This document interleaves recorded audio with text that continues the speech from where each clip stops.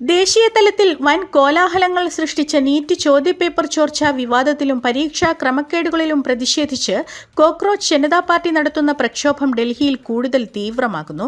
കേന്ദ്ര വിദ്യാഭ്യാസ മന്ത്രി ധർമ്മേന്ദ്ര പ്രധാൻ രാജിവെക്കണമെന്നാവശ്യപ്പെട്ട് CJP സ്ഥാപകൻ അഭിജിത് ദീപ്കയുടെ നേതൃത്വത്തിൽ ജന്തർ മന്ദറിൽ ആരംഭിച്ച അനിശ്ചിതകാല സമരവും മാർച്ചും ദേശീയ രാഷ്ട്രീയത്തിൽ വലിയ ചർച്ചയായിരിക്കുകയാണ്.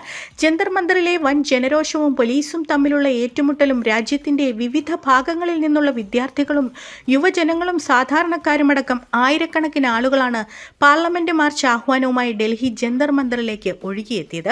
പരീക്ഷാ നടത്തിപ്പിലെ സുതാര്യതയില്ലായ്മയ്ക്കും ലക്ഷക്കണക്കിന് ഉദ്യോഗാർത്ഥികളുടെ ഭാവി അനിശ്ചിതത്വത്തിലാക്കിയതിനുമെതിരെ ശക്തമായ മുദ്രാവാക്യങ്ങളാണ് സമരക്കാരുടെ ഭാഗത്തുനിന്നും ഉയരുന്നത്.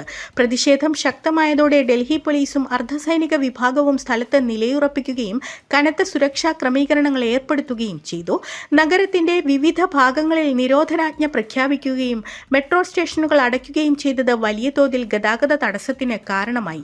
ബാരിക്കേഡുകൾ തകർത്ത് മുന്നോട്ടു പോകാൻ ശ്രമിച്ച പ്രതിഷേധക്കാരെ തടയാൻ പോലീസ് ജലപീരങ്കികളും കണ്ണീർ വാതകവും പ്രയോഗിച്ചു.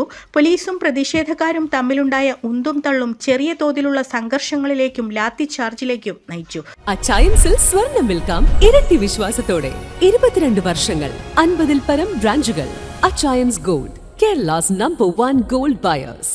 സോനം വാങ്ചുക്കിന്റെ അറസ്റ്റും പ്രക്ഷോഭത്തിന്റെ ദിശയും സമരത്തോടനുബന്ധിച്ച് ഡൽഹിയിലെത്തിയ പരിസ്ഥിതി പ്രവർത്തകൻ സോനം വാങ്ചുക്കിനെ പോലീസ് ബലമായി നീക്കം ചെയ്തതും പിന്നീട് അദ്ദേഹം ആശുപത്രിയിലായതും പ്രക്ഷോഭകാരികളെ കൂടുതൽ പ്രകോപിതരാക്കിയിട്ടുണ്ട്.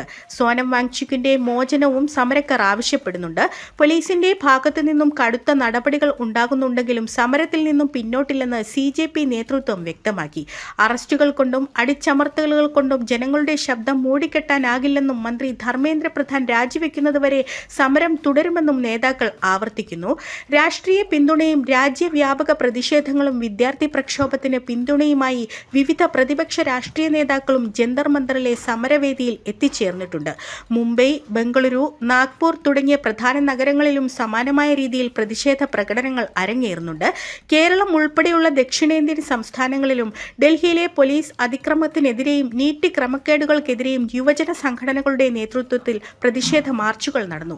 രാജ്യത്തെ ലക്ഷക്കണക്കിന് വരുന്ന യുവതലമുറയുടെ ഭാവി ചോദ്യം ചെയ്യപ്പെടുന്ന ഈ വിഷയത്തിൽ കേന്ദ്ര സർക്കാരിന്റെ ഭാഗത്തു നിന്നും എന്ത് പ്രതികരണമുണ്ടാകുമെന്നതും വിദ്യാഭ്യാസ മന്ത്രിയുടെ രാജി ആവശ്യപ്പെട്ടുള്ള സമരം വരും ദിവസങ്ങളിൽ എങ്ങോട്ട് വഴിമാറുമെന്നതും ഉറ്റുനോക്കുകയാണ് രാഷ്ട്രീയ നിരീക്ഷകർ.